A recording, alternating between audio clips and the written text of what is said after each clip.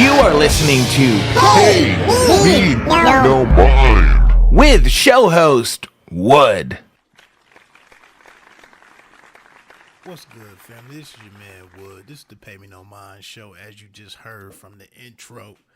Man, still trying to find my way here with putting together my own podcast and doing the whole thing, editing,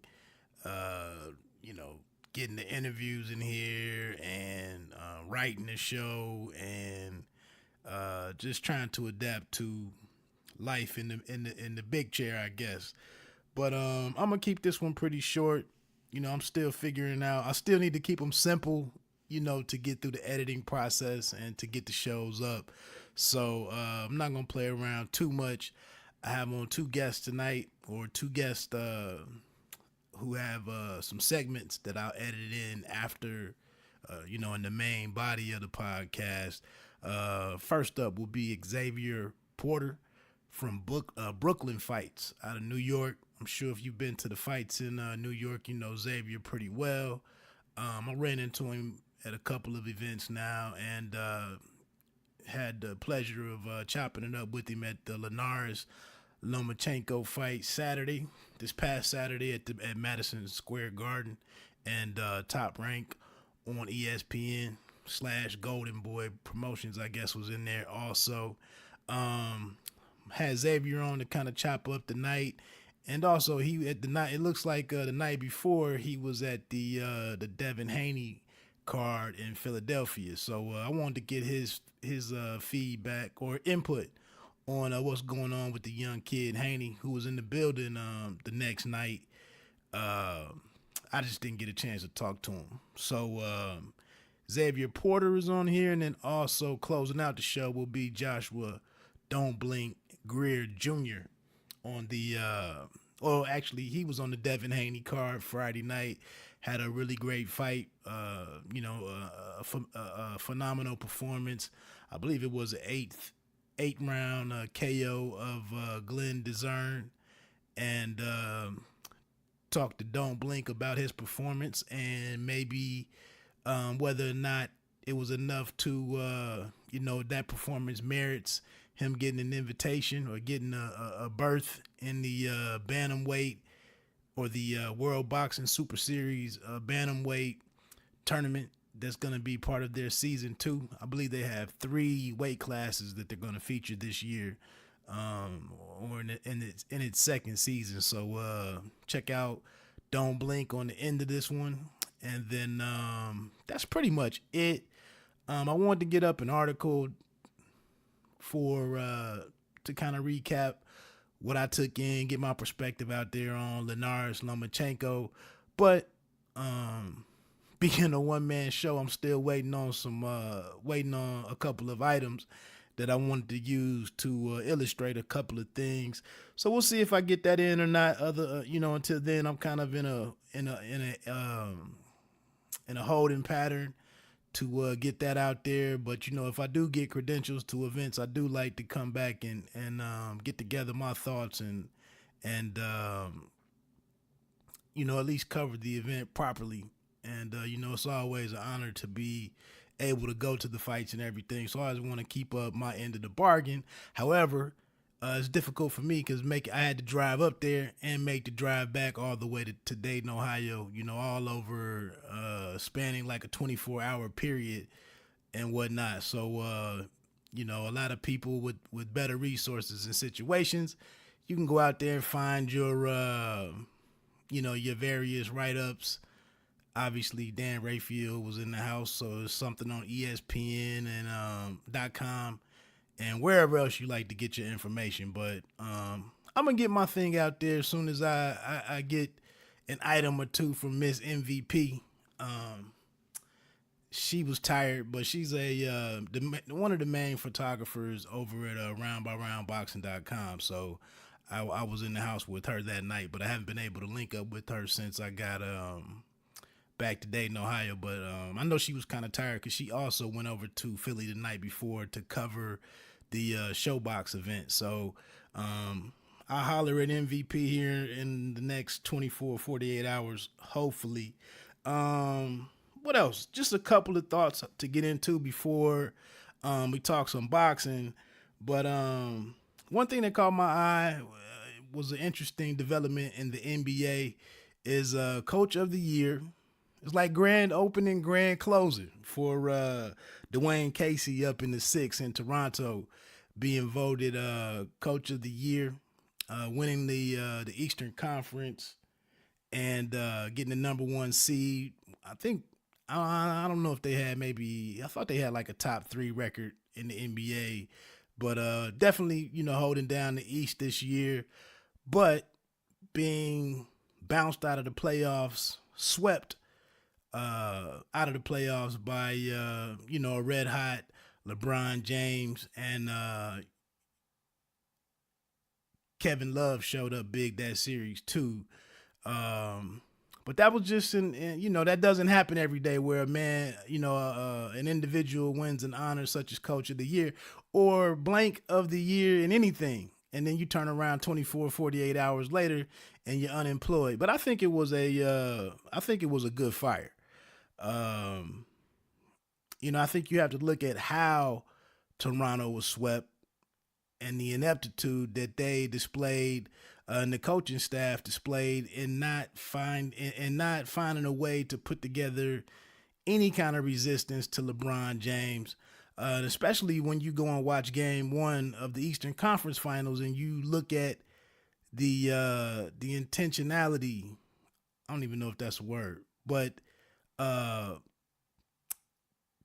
defense that was deployed by the Boston Celtics and helmed by Brad Stevens. But just to see what that young group of guys was able to do, was pretty much an indictment on what we saw from what we saw up in the Toronto series in the semifinals. And while I will say Casey probably had to go, I will say something needs to be said because I don't recall a whole lot of times where DeMar DeRozan said, "Put me on LeBron." I didn't see him raise his hand and go over there and log a lot of minutes D'ing up or attempting to D up LeBron one-on-one. But and I didn't even watch the series that closely because I saw how loose the defense was and I saw a coaching staff that really wasn't pulling out all of the stops to get the victory. It's almost like Casey thought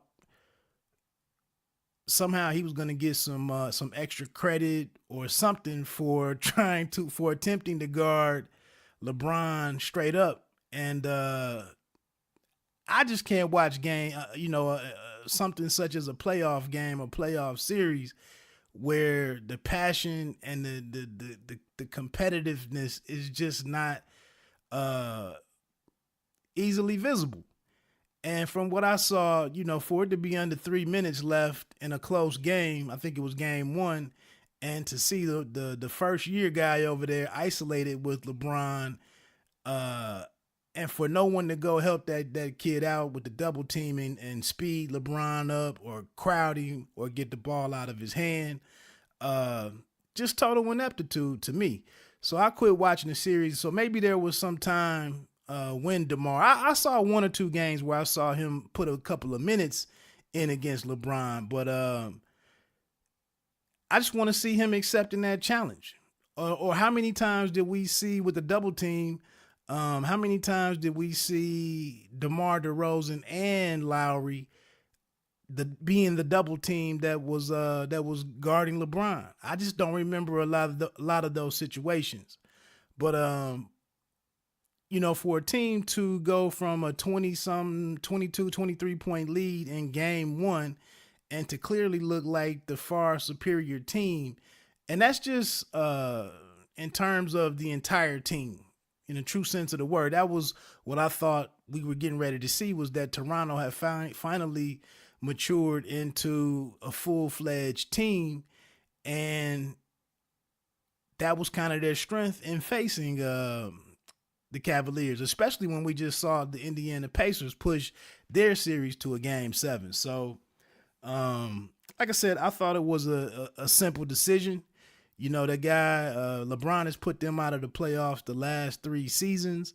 And for you to take a step ahead, you know, a step forward in the regular season and,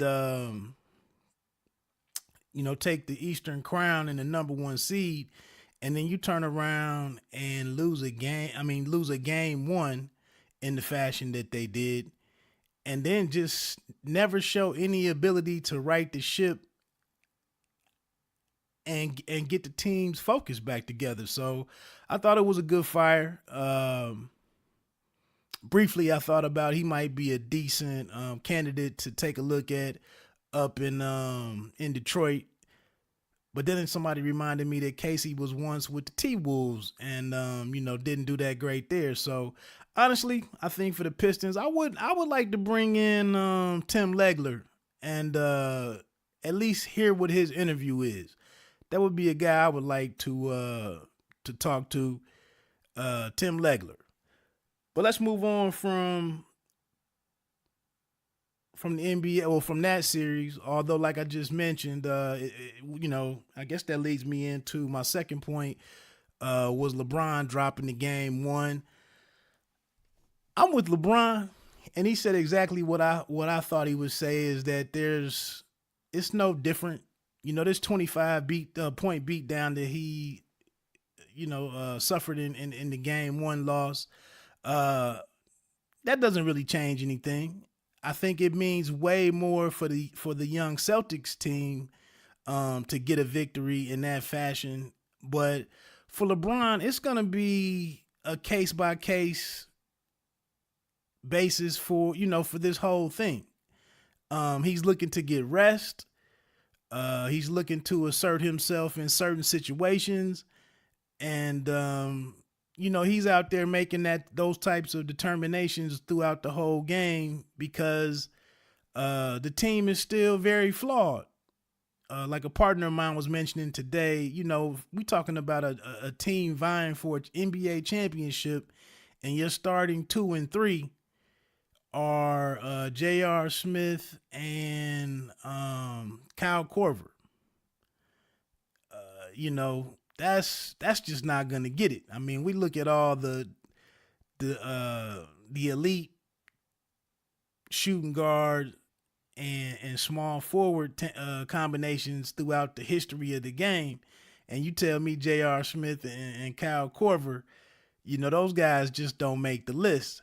So LeBron, I thought it was a great idea that Tyronn Lue pulled LeBron when he did. And I think the key thing very early, you saw that the shooting touch that we saw against Toronto wasn't there.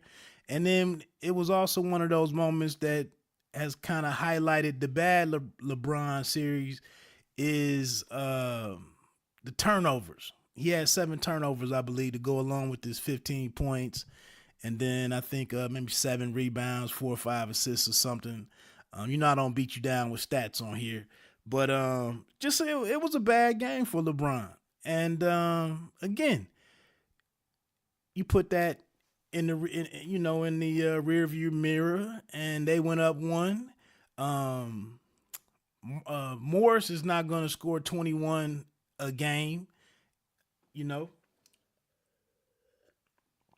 despite him calling for that, the opportunity to guard LeBron and to be in the starting lineup. He's still not a guy that you're going to depend on to, average 21 or 23 points for, the duration of this series.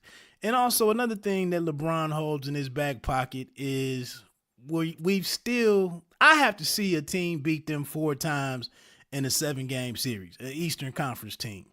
I thought Toronto had the pieces to do it, with their 2 all-stars, a big man, and, some decent length at a couple other positions.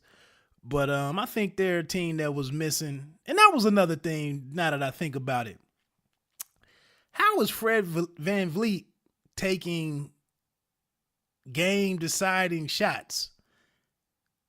That's just part of the preparedness of, or the bad preparedness of Toronto, was for me to sit here and see Van Vliet taking the last shot like multiple times. But anyway, the Cavaliers down 0-1. They're in Boston. Another great game. Yeah, I'll use great there in this case for a rookie. And Tatum scoring his 16 points. And I think it's when he scored them and how he scored them bodes well moving forward in the series for him. And he's definitely a guy that has matured beyond a rookie as we've gotten into this second, phase of an NBA season, and him being in the playoffs, averaging 20 in the series against the Sixers and whatnot. But Brad Stevens is just gonna be a problem in that matchup.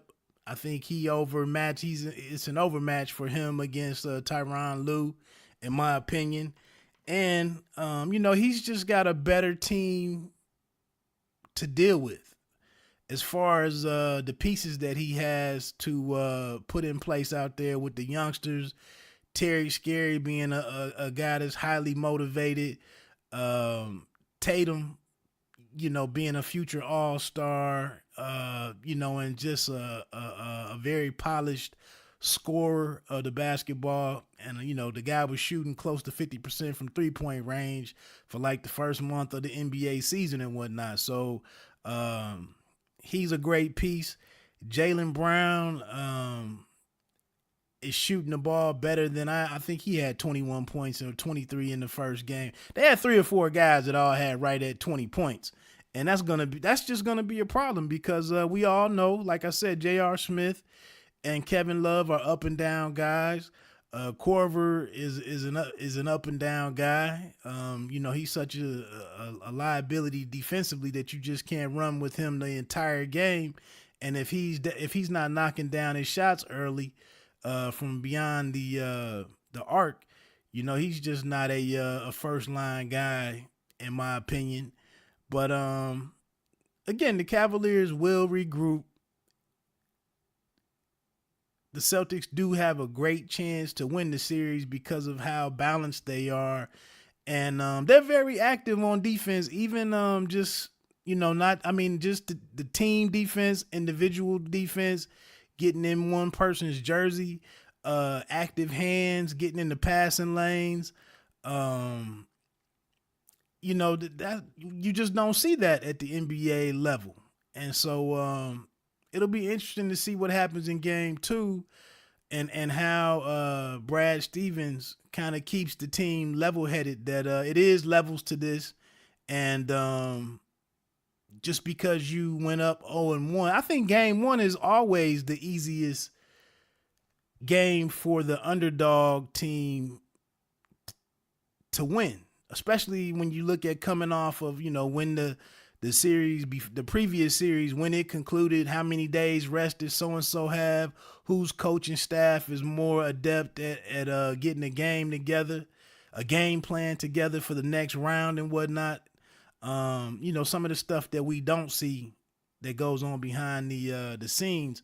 So, but again, I won't believe it until a Eastern Conference team actually gets a 4th win against LeBron, and I think that's LeBron's situation. Even if he was to go down 0-3 or 1-3, you still have to show me that you can get 4 games on them. But like I said, that's a young, long, versatile team. Horford, one of the underrated guys, underappreciated guys in the NBA. He's got favorable matchups this series. We'll see. Also, right now I'm watching right now on the TV is game 1 of the Western Conference series with Houston having home court advantage over the second seeded Golden State Warriors.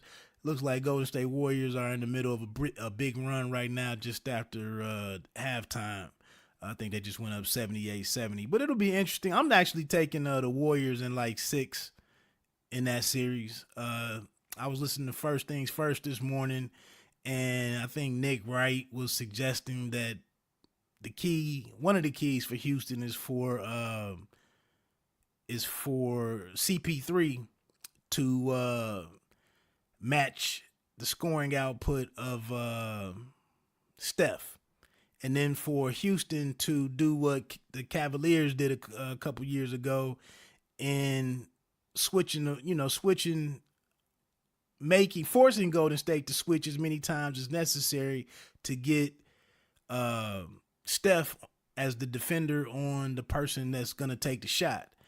And that worked then with him coming off the injury and whatnot. And for some reason, he was just, Steph was kind of uncharacteristically lost on that side of the ball that year, on that side of the court, coming off the MCL sprain, I believe. But I think it's a different, I don't foresee that being an easy feat for Houston to pull off.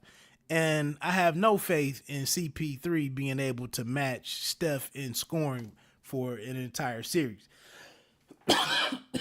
Excuse me. He had the 41-point game, in the last round against the Jazz. But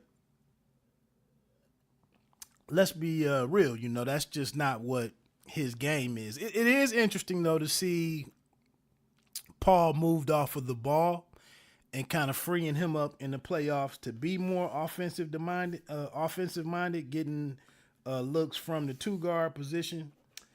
It'll be interesting to see, what he does this round. But again, I'm taking Golden State in 6. You're just not gonna have a guy holding the ball. You're not gonna have one guy dominating the ball for 19, 20 seconds of the shot clock and beating the Golden State Warriors. I mean, they're a team that in a series, they play great team defense. They have good length. They have great defenders. No team is really going to have size advantages on them, at every position. You might, Curry is kind of the guy to pick on. But I think if you look at last year, Steph was only a couple of rebounds. 2.5 rebounds away, I believe, from and maybe 2 assists. So he wasn't all that close to averaging a triple-double. But being in the neighborhood of a triple-double just shows you that he was sticking his nose in there, getting rebounds. He was playing much better individual defense. I remember him getting a couple of rips, a couple of steals, and then also being out in the passing lane, getting steals and deflections and whatnot. So to sit here and think he's going to be the same guy from 2 years ago, I just don't foresee that being the case. Last thing that I wanted to hit on before I get to these interviews and get off of here is there going to be any outlash against the Dallas Cowboys for how they handled, we keep saying this is America's team and crediting Jerry Jones for being a player's owner and all of the amenities that they have at the Dallas Cowboys compound or complex and whatnot. They have the best of everything. But the way that they've treated Dez Bryant and moving on from him, I just wonder if there could be some outlash in players as far as wanting to go there. Not that they rely a lot on free agency. I mean, that's one thing the Jones family has done very well the last several years in drafting.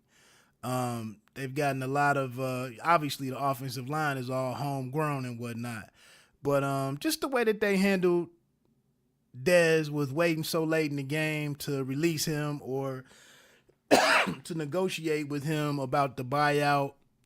Playing for less money to hang around, or how they would move forward together and then ultimately releasing him, but doing so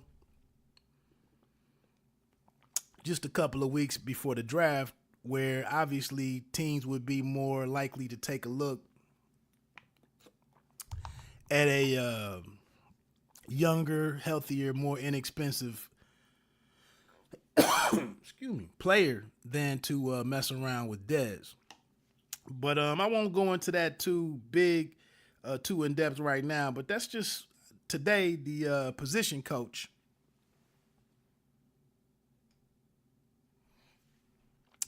Yeah, some first year position coach, wide receiver coach that they brought there, I guess, was brought there to help Dez continue to develop or add more to his game as a wide receiver. This is why the guy was brought in. But now that Dez is gone, I guess the guy took some shots today that speaking on Dez, and it's just,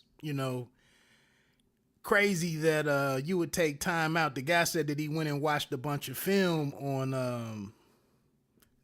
on Dez and was critical of what Dez does at this point in his career, and it was like, who would waste time on a player that's no longer on the roster and no chances of the guy being brought back to the team, I guess, unless there was an injury or something. But that was just another interesting story that was on First Things First. So let's get into it. Before I do move on to the interviews, I did want to say, it was some great boxing last Friday. The Showtime card was pretty good with I think they had a quadruple on there, quadruple-header. But again, a phenomenal performance by Joshua Greer Jr. in his 8-round KO. You can look at the other fights on there, but mainly the big thing or the big attraction on the card was the youngster, 19-year-old Devin Haney getting his stoppage win over Mason Menard, I believe is the guy's name. Like I said, I actually didn't get a chance to watch that yet. I had to get into bed so I could get up and drive over to New York. So I still need to check that out. But that's why I had Xavier Porter on here to kind of give me his input until I get some eyes on that. But just to run through the card real quick for Saturday night's card on ESPN, Top Ranks card on ESPN. You already know all the results by now. But just to bring it up real quick, Michaela Mayer had a very impressive performance, getting her unanimous decision, 6 rounds over Baby Nansen. And I don't know if you noticed this, and I'll have some of the ladies on in a couple of weeks. I'm working on a couple different calls. But it almost seems like with the 2-minute rounds, it almost seems like some females struggle with really devoting or really committing to the body and then getting back up top, to work up top. It just seems like they're rushed and don't have time to really commit to, how they want to get into their offensive attack. I still need to look at it to see if what I'm seeing is really real or not, but it just seems like it rushes some of the offensive attacks of the ladies. Because obviously you have to risk more to invest in body work. And it just seemed like Michaela, seems like she was doing some great body work early, but in a couple of rounds, it's like she just completely abandoned it, just going back to headhunting and whatnot. So I don't know. Like I said, I'll get somebody on here to kind of walk through that with me and kind of verify if what I'm seeing is kind of what's happening. An air ball by Steph. Interesting.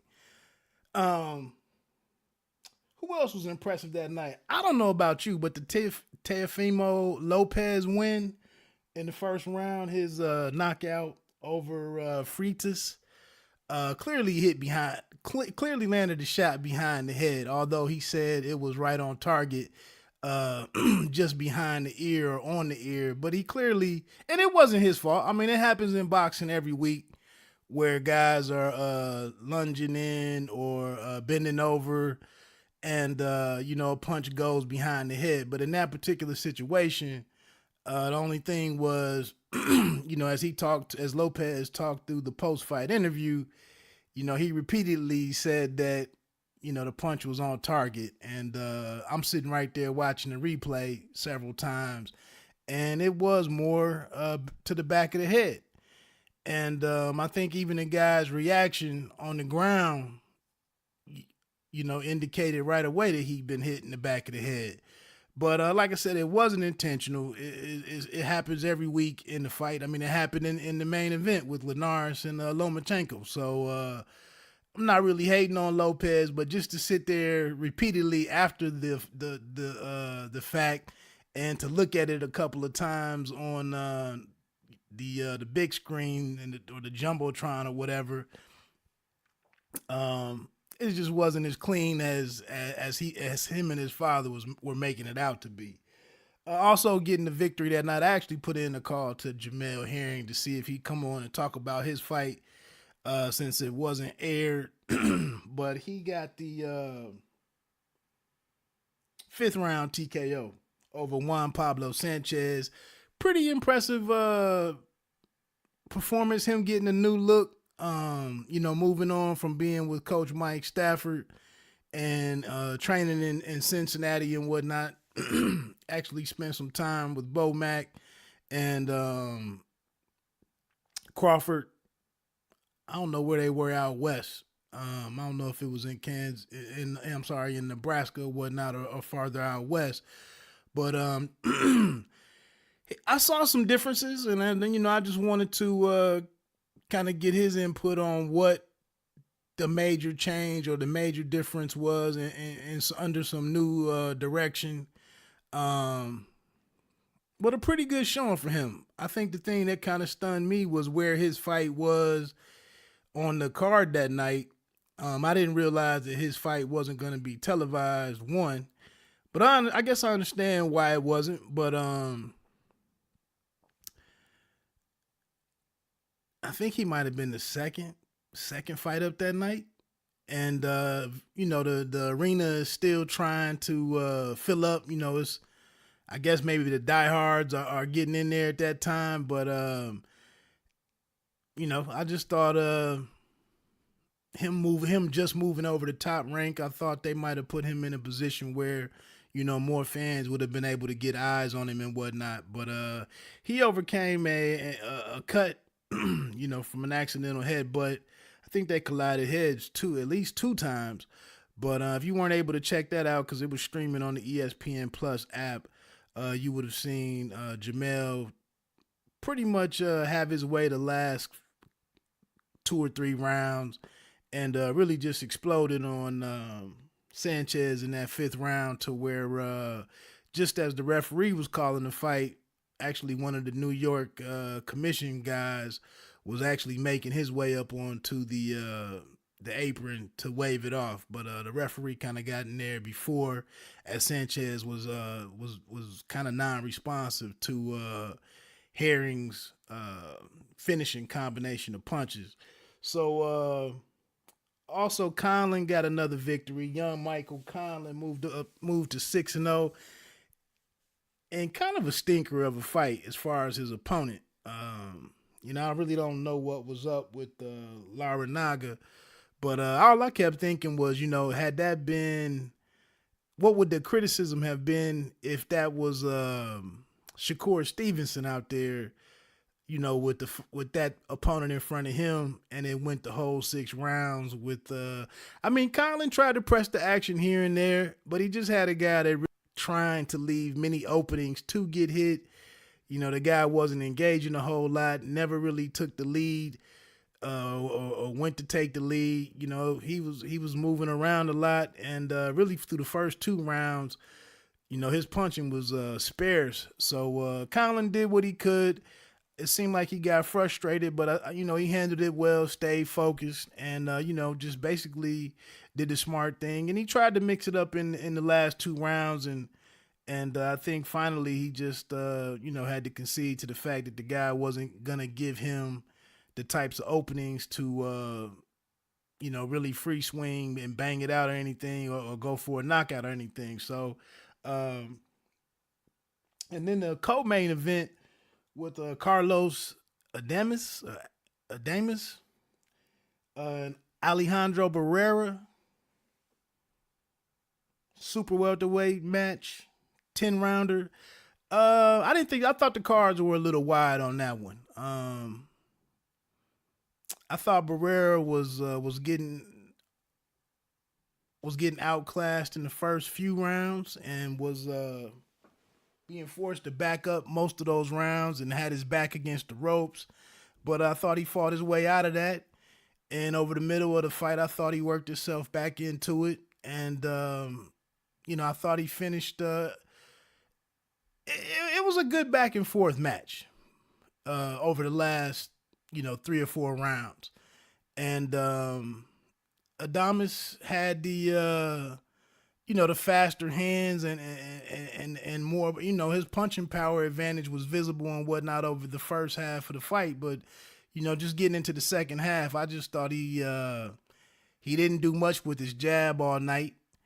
And once he stopped really walking Barrera down, I thought Barrera had several good moments where he fought his way back into the fight. And, I definitely didn't see a 98-92 in that matchup. But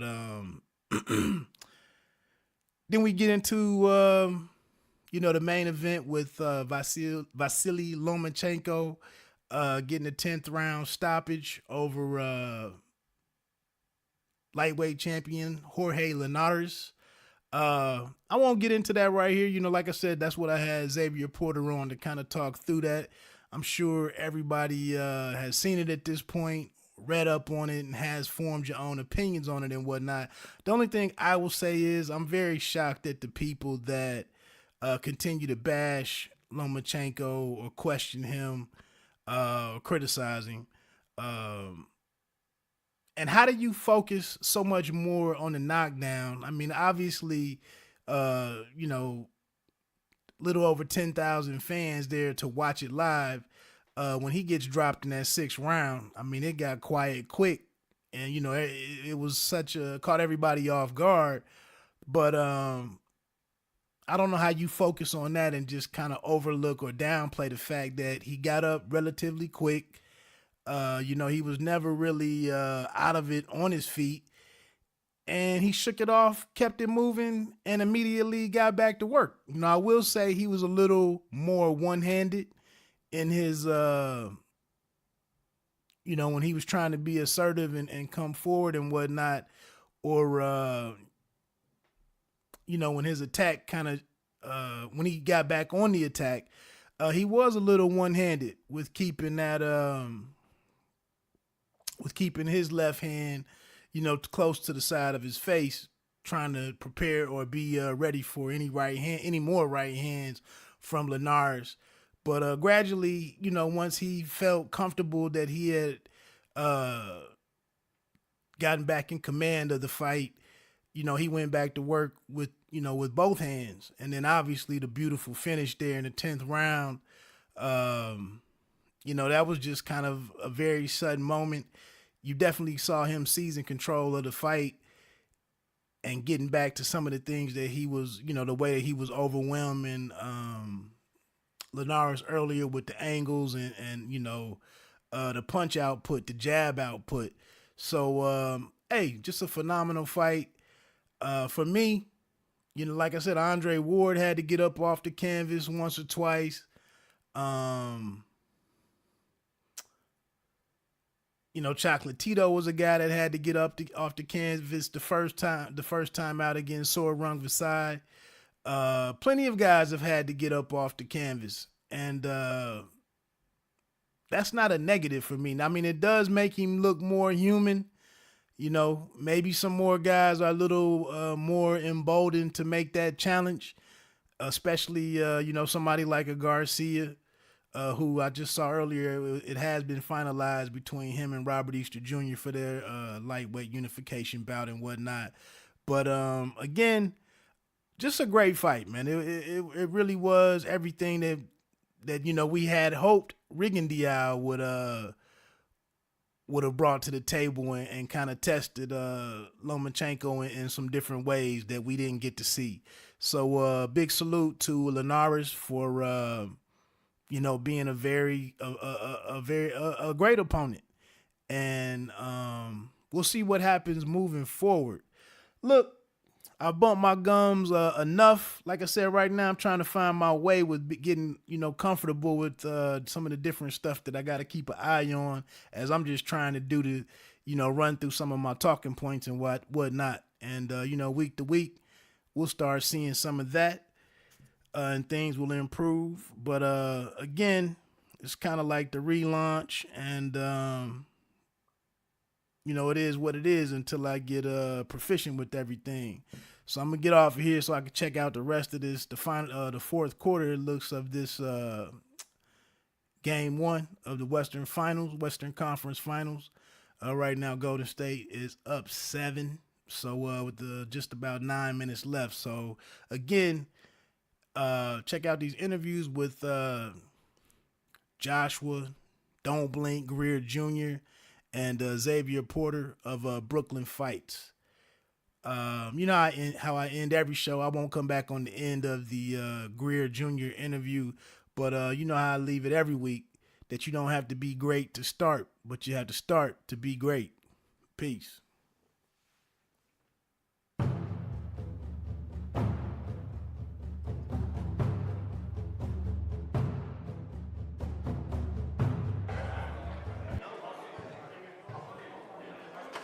Hey, look, I'm here at Lomachenko versus Linares, or Linares Lomachenko at Madison Square Garden with Xavier Porter. Who you affiliated with? BrooklynFights.com. Okay. So you do some of the live calls, don't you? Yes, I do. I also commentate on Facebook Fight Night Live. We cover fights in all different states and cities. Okay. Well, we can get into what happened tonight. Get your thoughts on that, man. What was it, 10th round stoppage? 10th round stoppage, TKO stoppage by Lomachenko. He just continuously threw punches. He just now stopped throwing punches. Going into the fight, I felt like Linares had a better. I felt like Linares was gonna defeat Lomachenko in the 10th round. Somebody must have whispered in Lomachenko's ear because he defeated Linares in the 10th round. But I did see Linares knocking him out, possibly with a straight right hand down the pipe, and he actually was able to catch him with the straight hand right down the pipe in the 6th round and kind of turned the fight around to whereas it made it evenly. I felt like Lomachenko was winning the fight going into the 7th round. However, the judges had it Linares winning the fight, which surprised me. Which surprised a lot of us here watching it, because Lomachenko was throwing punches at will nonstop, and it appeared to a lot of us that Linares was slowing down, couldn't figure out the time, and couldn't figure out how to land a shot on Lomachenko. Although he was going to the body pretty good, sometimes low, but he was going to the body pretty good. However, Lomachenko, man, he's just so fast, so quick, so speed, so intelligent, and he's so skilled in that ring that he's very, I don't want to say he's unbeatable, because he damn sure almost got beat tonight, but he's a tough out for anybody. I don't know, man. What do you think about the ending? Linares claims that he was premature and all that. I thought his mind was kind of made up. No, yeah, he was frustrated. You got to understand something. When you're getting hit on constantly throughout 10 rounds, and the shots may not be. It's like you rather. It's like this. It's like a slow death. Right. He's steadily getting stabbed. Pick that. Why don't you just kill me? I'd rather you just kill me instead of torturing me. And I felt like Lomachenko was doing exactly that with the constant pot shot and then the accurate shots from the head to the body, up and down attack. And finally, he just snuck in a great combination towards the end of the 10th round, and he landed a clean straight left hand to the body after a few shots to the head. I think that right hook up top at the top of the head, I think that really had him in bad shape. He caught him with a right hook, and he caught him with an uppercut, then he caught him with a straight left to the body. Right. It was very pretty. It was something that was unexpected because, like I said earlier, he was just landing shots all over. But to land that precise combination and finish him with the left hand straight to the body was perfect. It was phenomenal. Did you see the ending coming at that moment? Because it was a very sudden outburst. It was in a sense like, okay, if he continues to take these clean shots, soon enough, either the ref is going to stop the fight or his corner is going to stop the fight. Because you got to understand, he was getting hit clean since the first round. Right. It's one thing when you're getting hit and you're able to, kind of block certain shots. But he was getting clean. He was getting hit clean to the head and the face and the body. Well, not more or less to the body, but definitely to the head and the face. And that's why the knockdown came so surprising, because the left to the body just came out of nowhere. Right. He was touching him early in the fight with the straight right to the body, but the way he did the combination at the end and then finished it off with the left hand to the body was pretty. Right, and what I mentioned at the elevator was all night long he was doing that quick turning to the right, yes. and then out of the blue, that was like the very first time that he stayed on that left. Exactly. So I thought that was interesting. What's your thoughts on? It's not like Lomachenko is winding up on the shots, but he's throwing them at a lot of different speeds. But even the sequence that led to the knockout has me believing that even though he's throwing those all at varying speeds and angles and all of that, they're not arm punches, and it is some good force behind them, despite the fact there's a lot of variance in the speed of the punches. Absolutely, it's like one man went into the fight with a 380, the other man went into the fight with a 22, and in the sense that but the one man that went in the fight with the 380 only had a couple of bullets. The man with the 22 had clips, right? He constantly kept shooting, and that's exactly what Lomachenko kept doing. He just kept throwing punches. Eventually, he took him out. Do you think it's kind of a maybe in that 7th round, I believe, was a knockdown? Do you think it was kind of a? I thought it was a 6. I thought it was a 6-round knockdown. Either one of us could be right. Yeah. The knockdown was definitely there, though. Yeah, right. It did happen. And you're right. It might have been the 6. I think on the stage they said the 7. Yeah, they did. But I think it was a 6. Now I didn't forgot where I was going with that. Do you think that was kind of like a Tarver moment in the first fight with Roy Jones, where he said he couldn't believe what he was doing to Roy, so that's why the difference was, or the result was so different in the second fight, because he was so. No. I'm saying with him not going for the finish after he knocked. You don't think that was similar? I think it was a whole different fight. I don't think Linares was shocked that he landed the punch. I think Linares. Well, I'm talking about going in for the finish. Yeah, that's what I'm saying. I think he wasn't shocked that he landed the punch, but in a sense he still couldn't figure out the timing. Okay. Because I finally caught him after 6 rounds of throwing my best shots at him. I finally landed the one that I wanted to land, and I landed it clean. I didn't just a glancing blow. I landed it clean, square on the chin. Right. He ate the punch. He got up on a 2 or 3 count at that. He didn't just lay there like, I got caught all around, let me gather myself. He got up on a 2 or 3 count, then gathered himself in the corner and came back out and continued to fight the same pace that he was fighting.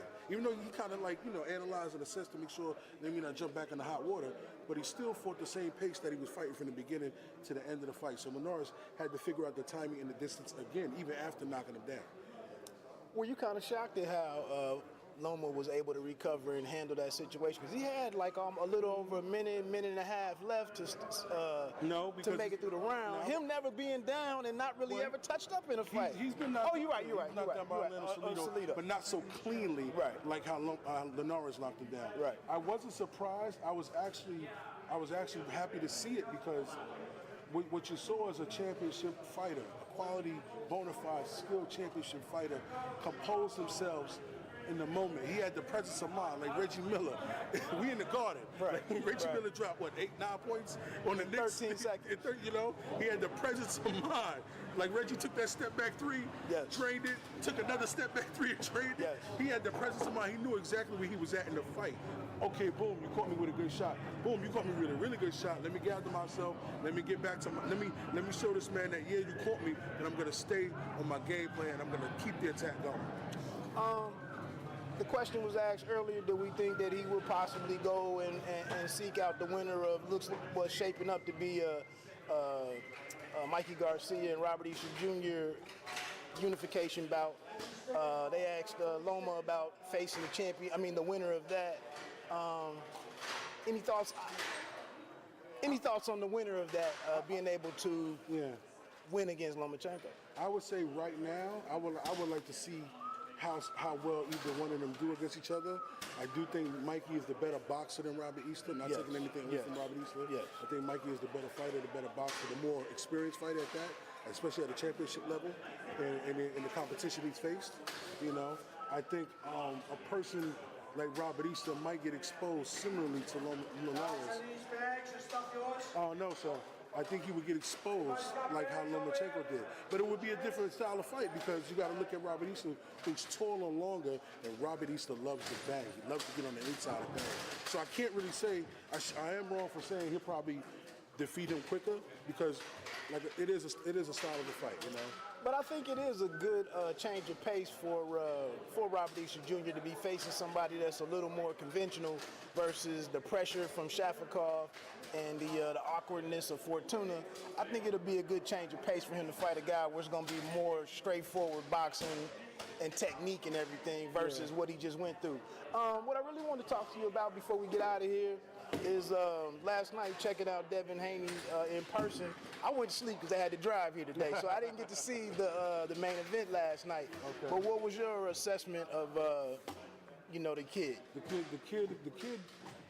kid has a lot to learn still, in my opinion. But the kid showed that he knows a lot right now. You know what I'm saying? It's like I would say he's a junior in college, getting ready to graduate. Because what he showed last night against a title contender, a heavy-handed, power-punching title contender, and Mason Menard was strictly fantastic. It was amazing from beginning to end. And then he stopped him. I mean, he stopped him. He didn't just stop him physically; he stopped him mentally. Right. And that's the most impressive thing I saw from a 19-year-old fighter. That you stopped a 20-something, 30-something-year-old man who was actually a title contender and fought for a world championship. And you stopped him, not physically, but mentally. You made his corner stop the fight because you were beating him so bad with the ease. His skill level is superb. And the thing, he's only 19, so he's only going to get better. He's talking about calling out champions. You think that's a little premature? No, not at all. You want to call out champions. You want to build your fan base. It doesn't necessarily mean you're going to get those fights, but you definitely want to call out the champions so you can let people know, like, listen, I'm on your ass. You make a mistake, I'm on your ass. Who's a good champion for him to target, in your opinion? And right now, 135? Yeah. Nobody. The champion at 135 is Lomachenko and Robert Easter. So he might have to make some new plans. Yeah. Let him sell for a little bit. Let him rock out. Like let them do what they do. You got plenty of time. You're only 19. There's no rush. You want the belt. Everybody wants the glory in the belt, but you're 19. Right. You got plenty of time. Right. Also on that card was an exciting performance by Chicago's Joshua Greer Jr. Don't blink, Josh. Don't blink. How was it in person? It was tough to watch because there was a lot of power shots being landed on both ends by both he and Glenn Dezurn Jr. From the first round on, they were banging. They were going at it. But after a while, you know, I would say you saw Greer's experience or skill level. You see the difference. Yeah. You saw the difference in skill. And whereas, you know, Dezurn Jr. is a fighter, hard, you know, he's Tough. just a fight, tough guy. Gritty. He's a fighter. He's not a quitter. And he fought to the end. Even when the referee stopped the fight, he fought to the very end. He was throwing a punch when the referee was grabbing him. He was still throwing a punch. After being hurt, he was still throwing punches. Joshua Greer was just on a different level yesterday. He was the better man yesterday. Would you like to see him in this bantamweight tournament that the World Boxing Super Series is getting together? I would like to see it, but I would also like to see the other opponents as well, because I haven't really looked at the list yet. I mean, Teti is in there. I believe Burnett is in there, and then the third one was the third one escapes me at the moment. But I just think all of those guys are a little more, they're farther along than Joshua Greer Jr. But I talked to him, and he very much wants to be included in it. Yeah. So I know they need to get some Americans in it, or one American. So it'll be interesting to see what happens there. I think Inoue is in a way is the other one that they want in there. I saw his name, earlier today. But would he be? Do you think he's on that level to go through that? Absolutely. Joshua Greer is a really good bantamweight. He's a really, really good bantamweight, and he's not one to be slept on. AKA, don't blink. He's not one to be slept on in that ring because he has some good punching power. He can put you to sleep. He can hurt you and put you to sleep. All right. Hey, look. I guess before we get on out of here, I guess what's your expectation next week? Let's go through both of them. JoJo Diaz Jr. and challenging Gary Russell for his belt. I got Gary winning by decision, and I got Badu Jack winning by decision. You take Badu? Yeah. Badu's a tough guy. I can't. I think Adonis Stevenson is going to come in there and just throw nothing but power. But I think Badu is prepared to deal with the power and break his body down and take him to the 12th and beat him. Badu is a tough guy. Yeah, he's a tough guy. That's what I'm saying. I'm not shocked at that. Yeah. I just that's going to be something I'll mull over on the 9-hour trip home tomorrow. Hey, look, I appreciate your time, man, and helping me get some content for the podcast. Hopefully you check out the link once I get it up, and in the future, we do it over the phone or something, and chop up some more boxing. Absolutely. Follow me on Instagram, Brooklyn Fights 1, or you can follow me on Twitter, Xavier Porter 227. Hit me up. And check out the website, www.brooklynfights.com. All right, thank you. All right.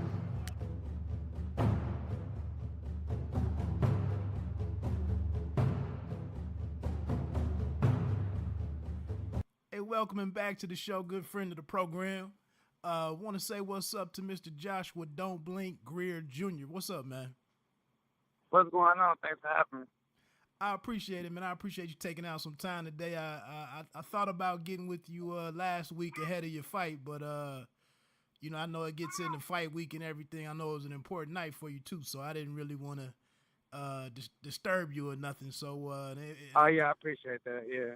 And I was very, anticipating the fight, so it was kind of one of my biggest, my biggest on my calendar to watch for the weekend. But right. But mission accomplished, man. Thank you. Moving to 17-1. 17-1-1, collecting the 9th KO over Glenn Dezurn in Philadelphia. ShoBox. One thing that jumped out during the performance to me, man, is there anybody in the game right now that's enjoying the work more than Joshua Greer Jr.? Man, it's like, man, I'm going there, and stomach is, it's like I'm a different type of fighter. I'm not that type of fighter that's, always frowned up and, and go in there and, I make my job fun. I go in there and I have fun. I love what I do. I just make the best out of it because, this is my career. So I might as well make the best out of it. Yeah, how does that, how do you get to that point on fight night to, or what helps you get there, to be in that good place that I see, the joy on your face and whatnot? Man, I had an excellent training camp out here in California. I had no disruption, no distractions. So at the end of the day, it's like I was just 100% focused. So I had all the confidence I needed going in the fight. So it's like I had nothing to worry about. So everything was, fun and games. I had nothing to worry about. The fights I won in the gym, and I took care of business. So I already knew what I was coming to do. We'll get into the fight in just a second. What I want to know, man, like I said, I always see your mom, speaking highly of her baby on social media and stuff. And, I just want to know how mom felt, how does she enjoy Mother's Day after the big win? Oh, she's very happy, not even just about the win, it's just about me changing my life. And she's just very happy with everything, so, she's always talking about me, she's always happy. And, she's enjoyed her Mother's Day. And it was also my aunt's birthday and everything. So we had a good time. I'm back in Chicago with my kids and family. And, I'm embracing the moment. Hey, now see mom's, and she's an attractive lady, man. And we talked about the Shy before, on the live stream a month or so ago. Does mom have any boyfriends, man?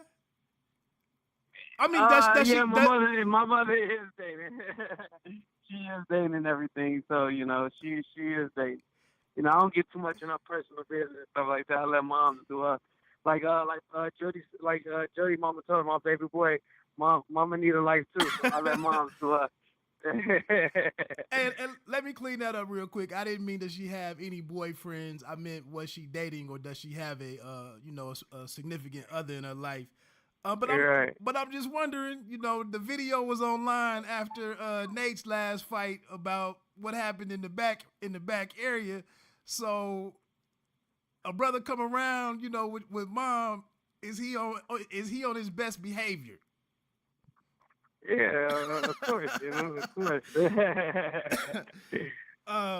No, that's good though, man. Like I said, I thought that was a great Mother's Day gift. But let's get into it, man. Earlier in the fight, it seemed like Dezurn tried to come out and maybe try to establish his size advantage or perceived size advantage. But both of you guys were trading very well, and then you had the big outburst in the third or fourth round. I can't remember what it was, but after that, walk us through as you start to fully seize control of the fight, and you start breaking Dezurn down. Walk us through those last. Everything played into my game. Everything that I planned Dezurn was going to do, he did. And once it's like from round one, to other people that don't know what's going on, it probably seemed like I'd have control. But from round one, I had control because it's like I studied my opponent. I knew Dezurn was going to come in there thinking, he can bully me and, throw me on the ropes and throw his punch. So that's all I wanted to do because I know Dezurn also. I watched his previous fight, and after the third round, he kind of burns out. So I wanted him to do all that. We have a 10-round fight. So that's why, you could see me on the ropes. I was using my defense, blocking a lot of shots. And, I was talking to him on the inside and letting him know I'm aware of everything you're doing. And that's exactly what happened. I was throwing slick body shots in there that you can't see unless you in there. Nice little body shots up the middle of the solar plex, which is breaking them down. And that's why the right hand was available when it became available, because he was broken down to the body. So the defense wasn't there anymore. The reaction time wasn't there anymore. And he was hitting with shots, not knowing how he's been with shots.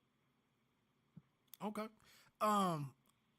So walk us through getting into the final round and closing the show. The final round I caught him with, it was crazy because the hard shots that I was actually like throwing to try to get him out of there and connect clean, those not the ones that got him out of there. It's like the shots he didn't see that was like just like a pop shot.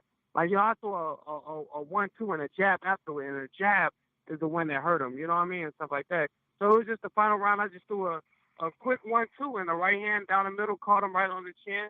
I saw his legs get shaky, and I threw like a right hand like on top of the head of him, like on the forehead, and that's when he went down. And what was running through my mind at that point is, I'm in great shape. I had a tough training camp. I'm going to take him out. I'm not going to play around, and that's exactly what I went and did. Were you shocked?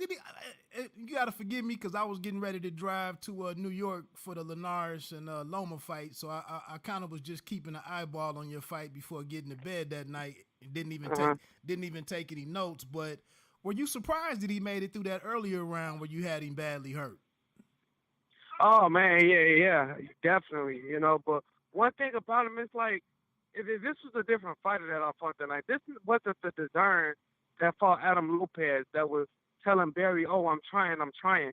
This wasn't that Dezurn. I agree with that. I agree with that. This Dezurn was doing. You know what I mean? This Dezurn his back was against the wall. He knew he needed this fight. He needed this win, to bring himself back. And this Dezurn here came and laid it all on the line, and he tried to come and do what he can.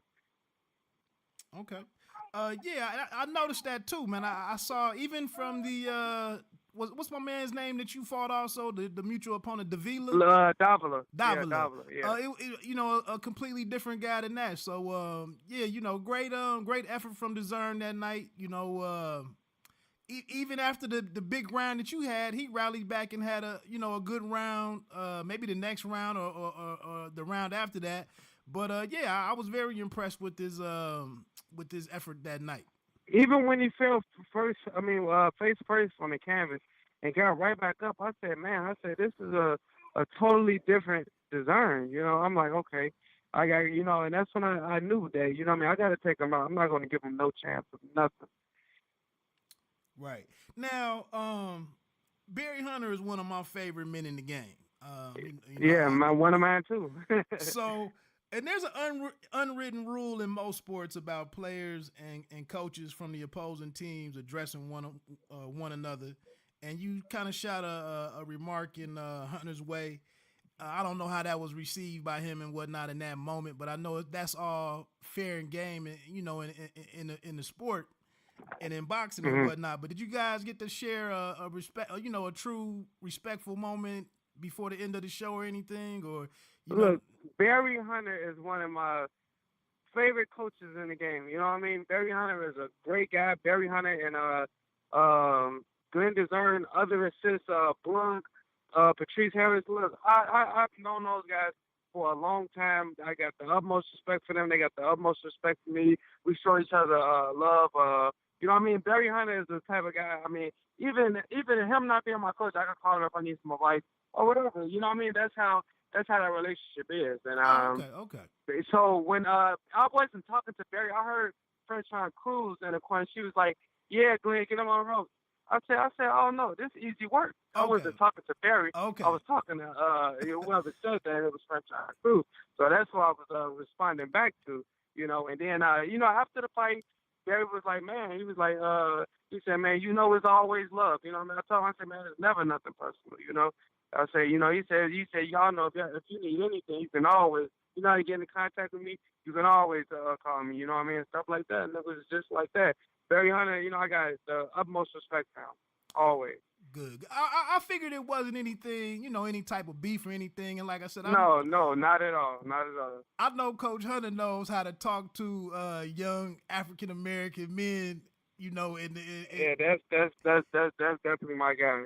He even told me after I fought Davila, when Dezurn fought that same night, when he fought Adam Lopez, he told me, he said, "Man," because Dezurn was warming up to fight Adam Lopez, and I was in the back, and I told Barry Hunter, I said, "Y'all keep Dezurn warmed up." I said, "This is gonna be quick," and you know what I mean. And then I went and got Davila out in 5, and then I told, and then Barry was like, "Man," he like, "Man, he's like, man, you doing your thing. I'm very proud of you. I'm happy for you." He's like, "Man, he's like, you're my favorite. You're one of my favorite players, man."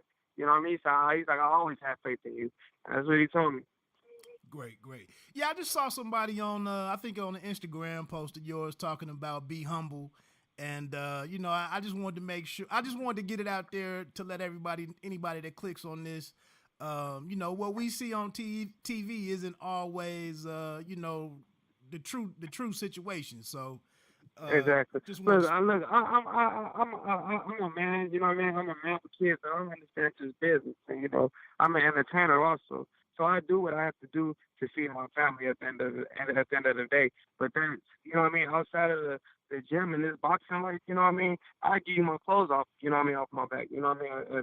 If they can or whatever. You know what I mean? So I'm one of the most humble and nicest one of the most humble, nicest guys outside of the boxing world. You know what I mean? If you meet me on another level, but that's if you know me personally. Right. I mean, that's why they say you shouldn't judge people. Right. Like I said, I definitely see kind of a playful side, even though it's a serious game. It's a brutal sport and whatnot. But I think you're doing the right thing as far as the showman side of it. You got to have that too. That's what keeps Broner going in the game right now. Yeah, and because I'm doing something that's not big. The 118 or 122 weight class. Usually, for a while it was going. You know what I mean? You wouldn't hear nothing about it. Exactly. So at the end of the day, I'm doing something that's not been done. You know what I mean? So I got to do it. I got to. Respect that. Now, I saw you leveled up the pillow. I saw the pillow is leveled up a little bit, man. So what's going on with the redesign? But you know what I mean? Everything is getting better as time goes, and that's what I showed you. At first I started off with the, the ring, the tough, trenches looking pillow, and then, upgraded to a nice silk embroidered, pillow. So, hey, that's showing the level up, everything I'm moving up in the world. Right. Who's handling the design of the pillow for you? F4 Studios. Okay. Now how's my man Nate doing, man? I saw him working, the corner with you and keeping the Hungry Boys, representing the Hungry Boys out there, and the unity between you two guys is a great aspect of what you bring to the ring. How's he doing, this far out from the, having the loss to Julian Williams? Nate is doing real good. You know what I mean? The fight happened. You know what I mean? The decision was what it was. I mean, we can't change that. You know what I mean? Only thing we can do is change the future and prepare for the next fight. And dominate that. That's all we can do. So Nate is already back in the gym working hard. You know what I mean? Nate is a big brother to me, a motivator to keep me, you know what I mean, keep me on my toes and everything. So, you know what I mean? I'm blessed to have a brother around me. Got you. I'll be back in touch with him too. I just wanted to give him his time. I still see the personality didn't change, whatsoever. So I see he's still himself, and that's how he's gonna That's how he's gonna get back in the mix, is by being himself. Exactly. Last time we spoke, man, you really touted John Pullman for his impact on your growth as a fighter. And looking at you two on TV and seeing the rapport between you two in just a few fights now together, what's cultivating, the communication that we see, the effective communication that we see between you two? Oh man, John Pullman is a great coach and everything. John Pullman is a great coach, and you know what I mean, as you can see, if you can even look at the show stats. Obviously, my defense was better because I didn't get. If we look at the show stats, I wasn't getting hit as much as usual, and also it's like the new move as far as the slip right hand counter and everything. It's like I'm seeing so much more. John has, John is a great coach. You know what I mean? He's one of the most underestimated coaches out there and underrated coaches out there right now. And but that's why you have me and Nate, and it's gonna.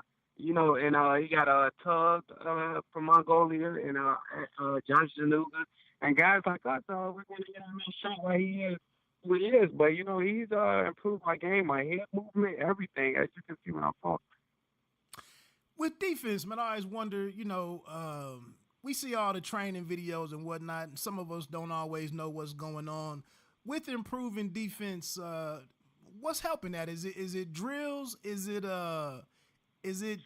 drills, and sparring. Actually, with somebody in front of me, study on me about it. Look, defense, and he work on different drills with me and everything. But man, we work. You know what? One thing I like about John, we work a lot one-on-one. You know what I mean? Because John is in the gym all day. He don't have a set schedule. He get there at 9 in the morning. He in the gym all day.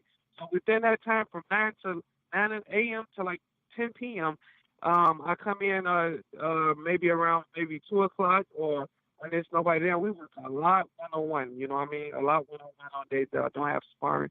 And we work, you know what I mean, specifically, on defense a lot because, like you said, you know what I mean, you good offensively. We just sharpening up our offense, but the defense, I want to get your defense better.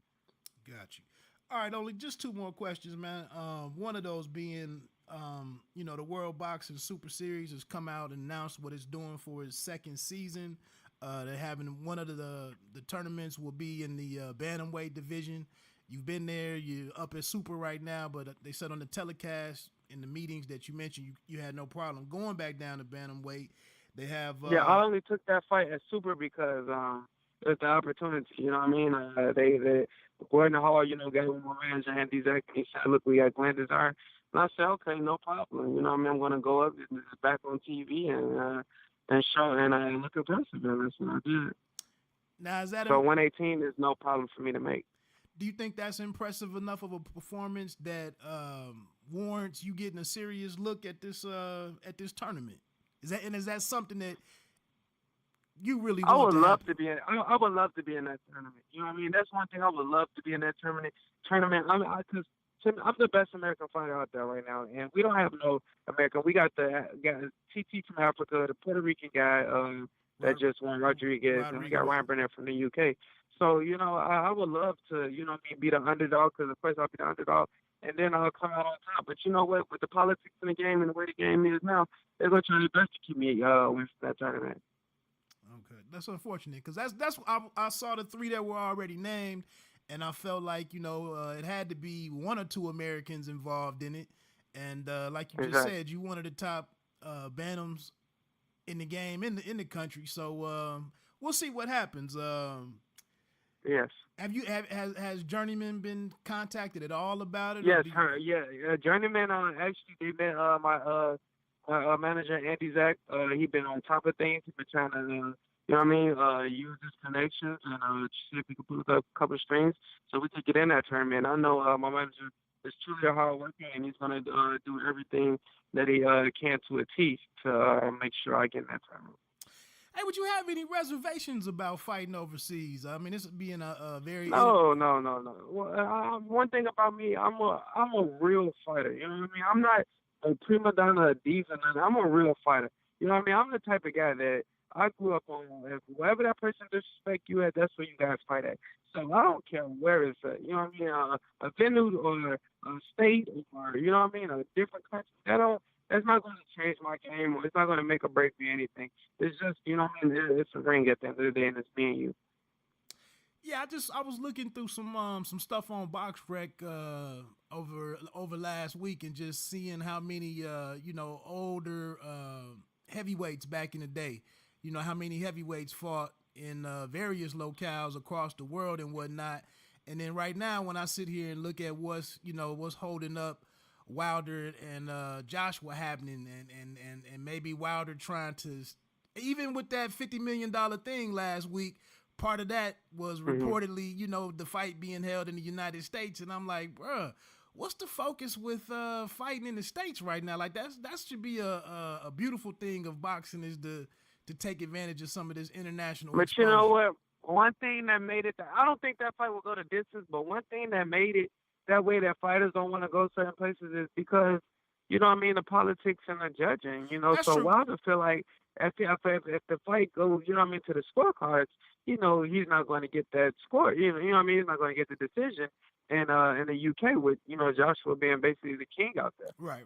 And that's an obvious situation, but I'm just saying in general, it's kind of, I know Spence went over to, the UK. Yeah, but sometimes, you gotta do what you gotta do, and you gotta be confident as a fighter and say, look, I don't need these judges. You know what I mean? I fought in Chicago one time. You know what I mean? I'm not one of the fighters that always, fought in my hometown. No, so I've been on the road my whole career, basically. So I don't care. That's why when I first fought James Gordon Smith, I didn't care about going in his backyard, being a B-side, fighting him. Even when I just fought Dezurn, I didn't care about being an A-side at this time because I'm so used to being, a B-side. That don't matter. That doesn't matter. You know what I mean? Those are just titles. Those don't, that doesn't matter to me. At the end of the day, I don't care what a fight is. I want to come and do my job. Got you. Just the final two questions, man. I just wanted to get your thoughts. I didn't get to see the Haney fight, the main event or on the show with you that night. I had to shut it down so I could get on the road. But just your thoughts on Haney, if you had a chance to check him out in action, and then also, I didn't see too much, but what I did, I saw like a couple minutes when I came back downstairs. I was getting dressed and everything. But Devin Haney, he's a cool, because me and him had a few words and everything. He's a cool person, cool guy, stand-up guy. But what I did see, he fought good. He real slick cat. He boxed very good. People don't understand. He's only 18-0, and he fought a guy with over 30-something fights. You know what I mean? So that shows a lot of his experience. That's in the gym, like they say. He's been sparring world champions and all that. So that definitely showed that night, and Devin Haney put on a very good performance. Right. I'm gonna check that out after I get this up. And then last question, just your thoughts if you had a chance to check out. I mean, I see you at quite a few fights, and I know you follow the game pretty closely. But did you get a chance to check out the Linares and Vasiliy Lomachenko fight? Yeah, that I didn't because as soon as I got back to Chicago, I've been in Cali for 5 months preparing. Just staying focused and preparing for these fights. So once I got back home, I just embraced my kids, and it was all about them. I didn't watch no boxing or whatever. I watched cartoons with them, and that was it. Fair enough. So I didn't get to catch the fight. So obviously I'm gonna be checking in with you to see if there are any developments with the World Boxing Super Series and all of that. But any word from the team on or Showtime, on when you could be targeting to get back in the ring? No. I'm getting back with my management team. We're gonna talk next week because they love to give me They I put on a best performance and everything. So my manager and everything said, he got some things up his sleeve. We'll talk next week. Enjoy my family and just relax. So next week I'll be updated on everything and what's in store. All right. What'd you grade yourself on that performance Friday night? I graded myself because like my game plan and everything was. So I grade myself an A on that performance because everything went, and I stayed poised through everything, and you know what I mean. It's like I just stayed. Everything went how I thought it would go. All right. Hey, man, appreciate your time, man. Best of luck to you. And, I hope you do get that invitation and get a seat in that tournament and go forward and do what you got to do. Yes, thank you. Take care, boss. All right, you too.